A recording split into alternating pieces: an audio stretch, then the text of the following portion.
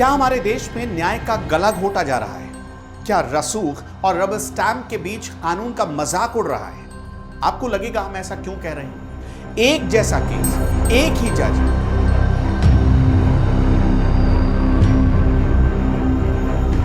लेकिन फैसले का नतीजा हर बार यानी 99.99% एक जैसा फैसला। यह कोई इत्तेफाक नहीं है भैया, ये बिल्कुल उसी सिस्टम की पोल खोलने वाली रिपोर्ट है जिसे हम और आप न्याय का मंदिर कहते हैं।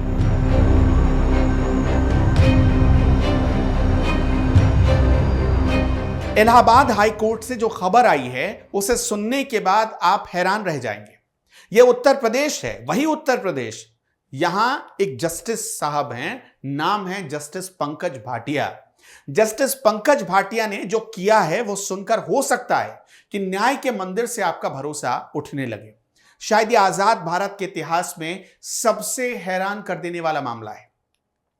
अब खबर क्या है इसे ठीक से समझते हैं पहले, लेकिन मेरा यह भी दावा है आपको, जब मैं खबर बता रहा हूं कि इस खबर को सुनने के बाद आप भी यही कह उठेंगे कि ये उत्तर प्रदेश है भैया, यहां कुछ भी हो सकता है। अब हुआ क्या है? इलाहाबाद हाई कोर्ट के जज पंकज भाटिया ने पिछले 3 महीनों में दहेज हत्या के 510 मामलों की सुनवाई की है। आप हैरान रह जाएंगे यह जानकर कि इनमें से 508 आरोपियों को जज साहब ने जमानत रेवड़ी की तरह बांट दी। अक्टूबर से दिसंबर 2025 के बीच दहेज हत्या जैसे संगीन जुर्म में तकरीबन हर आरोपी को बेल मिल गई है, तकरीबन हर आरोपी को। सबसे अजीब बात जानते हैं क्या इसमें?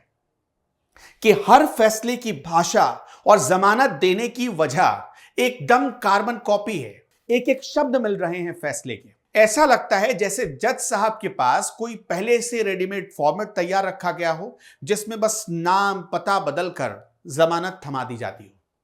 अब जरा ऐसा करने वाले जस्टिस पंकज भाटिया के बारे में भी थोड़ा जान लेते हैं। पंकज भाटिया वही जज हैं जिन पर हाल ही में सुप्रीम कोर्ट ने डंडा चलाया था। Justice Pankaj Bhatia Allahabad high court के मौजूदा जज हैं जिन्होंने अपने करियर की शुरुआत कानपुर से की थी।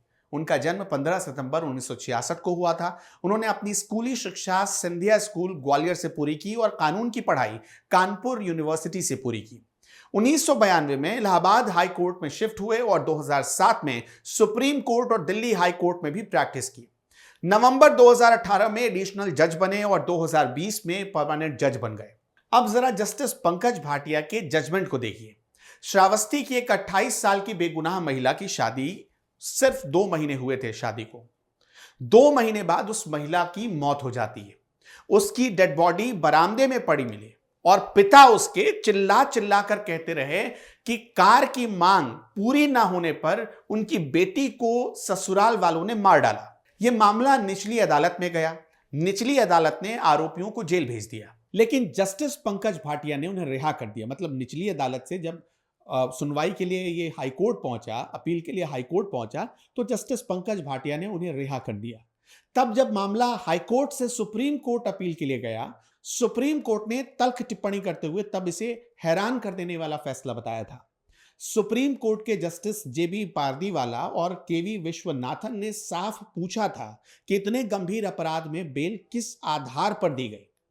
जज साहब को सुप्रीम कोर्ट की यह बात इतनी चुभ गई थी कि उन्होंने चीफ जस्टिस से बेल रोस्टर से अपने नाम को हटाने की गुजारिश कर दी। लेकिन असलियत तो यह है कि आंकड़े कुछ और ही गवाही दे रहे हैं।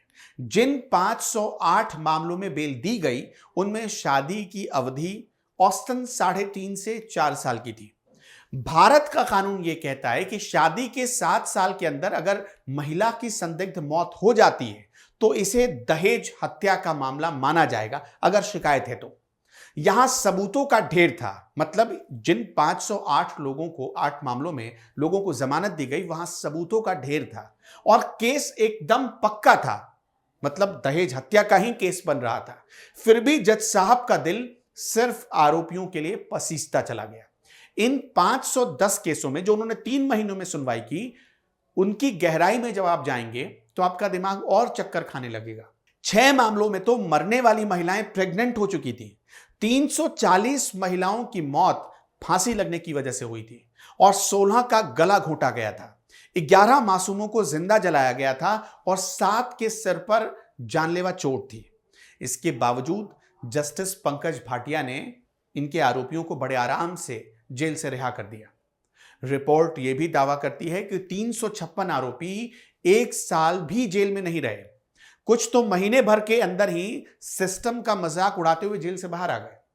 अदालत की आप वेबसाइट को जब खंगालेंगे तो आपको पता चलेगा कि हर मामले में, जिन 508 मामलों में जब जमानत दी गई और जमानत देते हुए कहा गया कि इन 508 मामलों में ज्यादातर आरोपी जो थे उनके कोई क्रिमिनल रिकॉर्ड ही नहीं थे, इस आधार पर इनको जमानत दे दी गई। जज साहब ने आधी फाइलों में यह लिख दिया कि मौत से पहले उत्पीड़न का कोई सबूत नहीं है।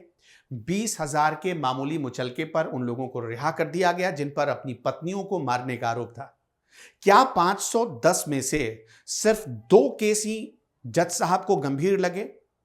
क्या बाकी की 508 औरतों की जान की कोई कीमत नहीं थी? एक महिला 90% जल गई थी और दूसरे केस में पति ने गोली मारी थी। बस इन्हीं 2 केस में बेल खारिज हुई, बाकी 508 मामलों में जमानत दे दी गई। आखिर जब जमानत मिली होगी और जिनके घर वालों या जिनकी बेटी की मौत हुई होगी या जिनको मारा गया होगा, उनके घर वालों ने क्या सोचा होगा? यही ना कि शायद कानून की आंखों पर पट्टी ही बंधी है। क्या ये जुडिशरी की ईमानदारी है या फिर फाइलों के पीछे कोई बहुत बड़ा खेल चल रहा है? दहेज हत्या जैसे जघन्य अपराध में जब थोक के भाव में जमानत मिलने लगे तो थोड़ा सवाल उठता है। अब आप ही बताइए कि क्या ऐसे फैसलों से अपराधियों के हौसले बुलंद नहीं होंगे? क्या उन बेटियों को कभी इंसाफ मिल पाएगा जिनकी लाशों पर ये बेल ऑर्डर लिखे जा रहे हैं? दर्शकों, आप जो भी सोचते हो अपनी राय हमें जरूर बताइएगा। जाते जाते हम एक बात कह देना चाहते हैं, हमारा इरादा या हमारा मकसद किसी भी खास व्यक्ति के खिलाफ कोई टिप्पणी करना नहीं है। जो मीडिया रिपोर्ट्स में मौजूद हैं, हम उन्हीं आधार पर यह सवाल उठा रहे हैं और पूरी जिम्मेदारी के साथ उठा रहे हैं। आपको क्या लगता है? अपनी राय कमेंट बॉक्स में जरूर बताइएगा।